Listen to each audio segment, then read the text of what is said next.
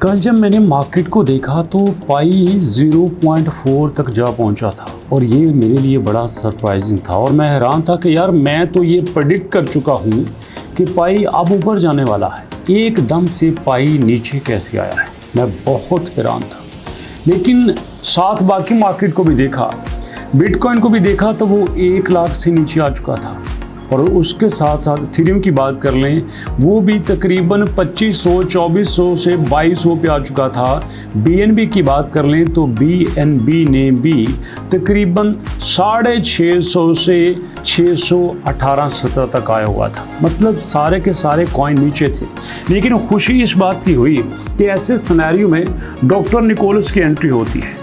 Doctor Nicholas अपनी statement देते हैं और उनकी उस स्टेटमेंट की वजह से पाई की सारी कम्युनिटी शांत हो जाती है। लोगों को यकीन हो जाता है कि हम जिस शख्स के साथ काम कर रहे हैं वो हमारे साथ है, वो हमारी सपोर्ट कर रहा है। डॉक्टर निकोलस ने क्या कहा था और उसकी वजह से मार्केट में क्या फ़र्क पड़ा और हमें उसका क्या फ़ायदा हो सकता है।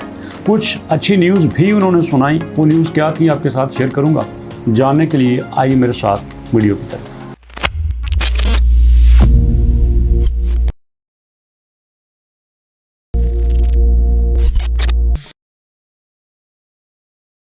बिस्मिल्लाहिर्रहमानिर्रहीम। अस्सलाम वालेकुम। अल्लाहुम्मा सल्ली अला मुहम्मदिन व अला आलि मुहम्मद कमा सल्लैता अला इब्राहीम व अला आलि इब्राहीम इन्नका हमीदुम मजीद। अल्लाहुम्मा बारिक अला मुहम्मदिन व अला आलि मुहम्मद कमा बारकता अला इब्राहीम व अला आलि इब्राहीम इन्नका हमीदुम मजीद। दोस्तों, वीडियो का आगाज़ हमने दुरूद पाक से कर लिया है तो कोशिश ये करें कि आप भी ज़िंदगी में जिस मुकाम पे हों, जिस जगह पे हों, वक्तन फ़क्तन जब भी टाइम लगे दुरूद पाक पढ़ते रहें। ज़िंदगी आसान हो जाती है, आप अपने आप को पहले से बेहतर महसूस करेंगे।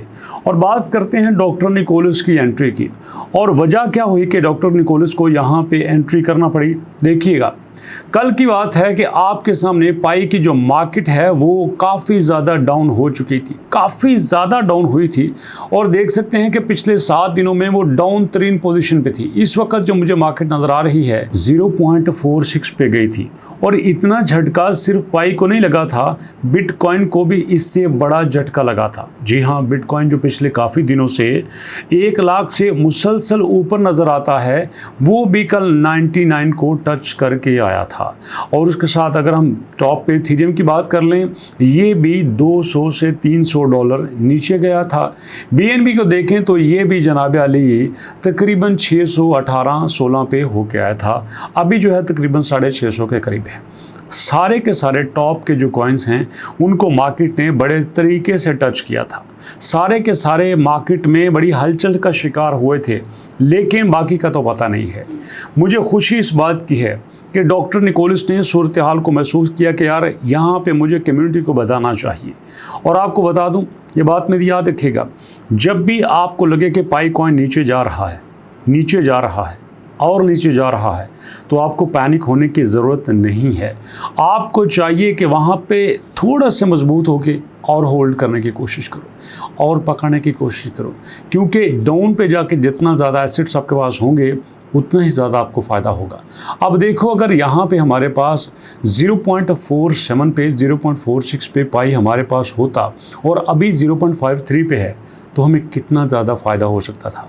इसीलिए दोस्तों, आप इस चीज़ को समझा करें और पूरे यकीन के साथ उस पर चला करें, क्योंकि ये आपको बेनिफिट दे के रहेगा इंशाल्लाह। और उसके बाद डॉक्टर निकोलस ने क्या कहा था? डॉक्टर निकोलस ने कहा यार एक्चुअली क्या है कि अभी जो है हम क्लोज मेननेट में हैं और इस क्लोज मेननेट में होने की वजह से पब्लिकली इसकी ट्रेडिंग नहीं हो सकती और चूँकि इसकी पब्लिकली ट्रेडिंग नहीं हो सकती इसलिए इसका ज़्यादा यूज़ नहीं है। और इसके साथ साथ अभी हम बड़ी एक्सचेंज पे लिस्टिंग की तैयारी कर रहे हैं। जैसे ही ये लिस्टिंग हो जाती है तो सारी की सारी सिचुएशन हमारी फेवर में हो जाएगी और उसी के साथ पाई टुडे आने वाला है और पाई टुडे पे यहाँ कम्युनिटी को काफ़ी सारे सरप्राइजेस मिलने वाले हैं, काफ़ी सारे यहाँ पे गुड न्यूज़ मिलने वाली हैं। दोस्तों, ये बात उनकी ठीक है कि अगर आप पाई के रोड मैप के ऊपर आएँ तो पाई आपको इनक्लोज मेननेट में नज़र आएगा, ओपन मेननेट में नज़र नहीं आएगा। तो हमें थोड़ा सा वेट करना पड़ेगा कब ये ओपन मेननेट में नज़र आता है।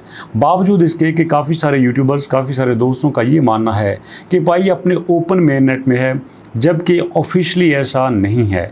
मैं किसी भी सूरत में ओपन मेननेट में नहीं कह सकता, क्योंकि मेरे पास कुछ भी ऐसा प्रूफ नहीं है।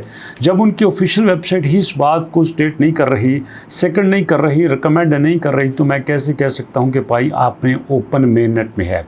इसलिए दोस्तों थोड़ा सहमत रहिएगा, थोड़ा सा वेट कीजिएगा, कंडीशन को समझने की कोशिश कीजिएगा। यहाँ पे आप कोई भी कॉइन चेक कर लो, बिटकॉइन की एग्जांपल ले लो, आप यहाँ पे इथेरियम की एग्जांपल ले लो, आप यहाँ पे BNB की एग्जांपल ले लो, पाई को छोड़ दो, टॉप के इन कॉइन की एग्जांपल ले लो, इनकी 1 साल की हिस्ट्री चेक कर लो, आपके सामने सारा दूध का दूध और सारा पानी का पानी हो जाएगा। क्योंकि जब हम बाकी सारे कॉइन्स की डिटेल्स को देखते हैं कि जो कि इतने बड़े थे, BNB का अंदाज़ा लगा लें कि बाइनांस इसके अपने घर की चेन है, अपने घर की बात है भैया, किसी को ना पूछने की ज़रूरत है, ना किसी को कहने की ज़रूरत है, अपनी एक्सचेंज है, अपना घर है, जब चाहे लिस्टिंग कर लो। वो भी आपके सामने बाइनांस को इतना बड़ा एज नहीं दे सकी, जबकि वो दुनिया की सबसे बड़ी एक्सचेंज है।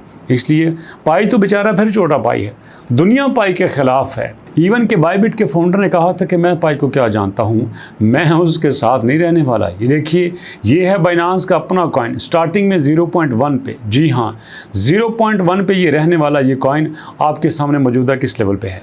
2018 से लेकर 2021 तक 3 साल तक ये बिल्कुल ज़मीन के साथ लगा रहा दोस्तों, 3 साल तक। ज़रा सोचिएगा, अगर ये 3 साल तक नीचे रह सकता है तो हम किस बाग की मूली हैं।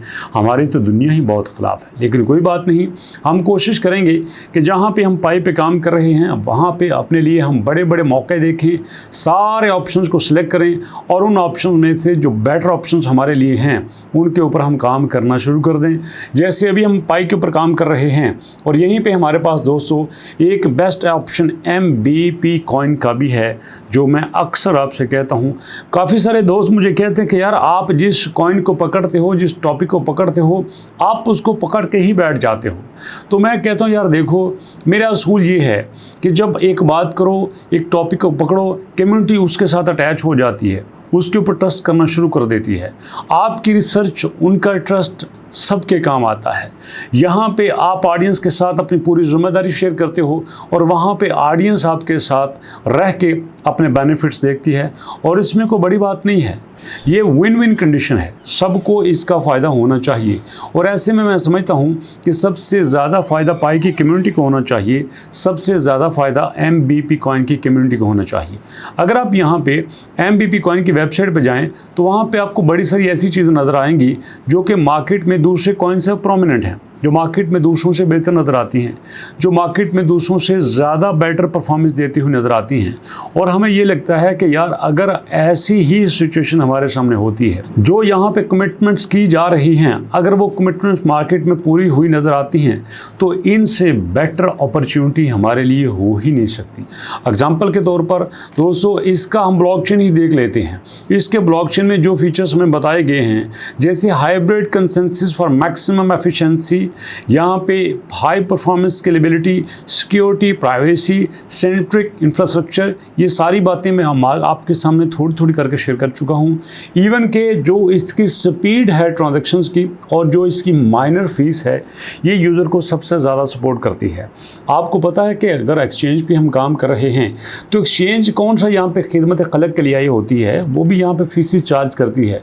बट यहाँ पे यूज़र की नीड को सबसे पहले सामने रखा हुआ है कि यार यूज़र को सबसे ज़्यादा फ़ायदा होना चाहिए, यूज़र से हमने मिनिमम कमाना है, और इसलिए जो इनके लो फीसेस हैं वो यूज़र को सबसे ज़्यादा अट्रैक्ट करती हैं। लेकिन वो कहते हैं ना कि जंगल में मोर नाचा किसने देखा, किसको पता है कि कौन सा कॉइन कितना काम कर रहा है। बट आई नो कि पाई कॉइन और हमारे MBP कॉइन हमारे लिए बेस्ट ऑप्शंस के तौर पर मार्केट में नज़र आ रहे हैं, और मैं कोशिश करूँगा कि हम इनसे बेटर फ़ायदा उठाएँ। तो अभी तक इतने, इंशाल्लाह मुलाकात होती है नेक्स्ट वीडियो में। अपना और अपनों का बहुत सारा ख्याल रखेगा। नेक्स्ट वीडियो तक के लिए अल्लाह की अमान।